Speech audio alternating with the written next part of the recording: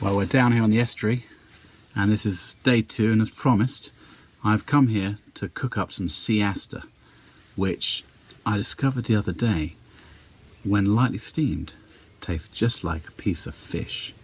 So check this out. So this is the Sea Aster. These lovely leaves. Okay.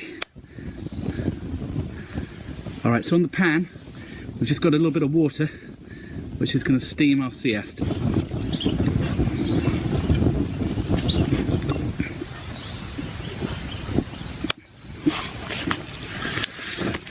Hey Bo, hey little munchkin, hey cooking up some fish, hey fish substitute, hey fish, hey.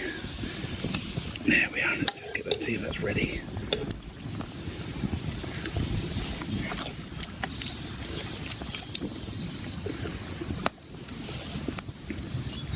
So it doesn't take long.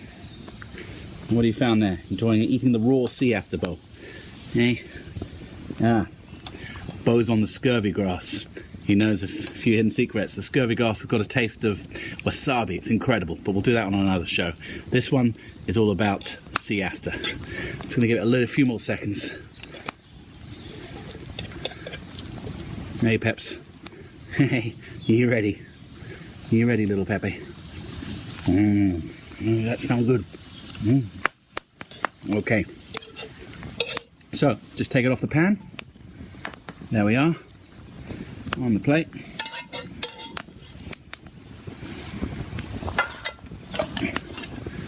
And a squeeze of lemon.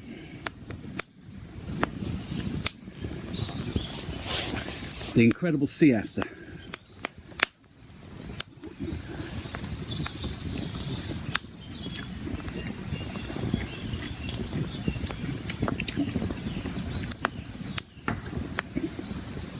Obviously it's a green vegetable, but this tastes just like I'm eating a bit of fish. Absolutely spectacular. Now,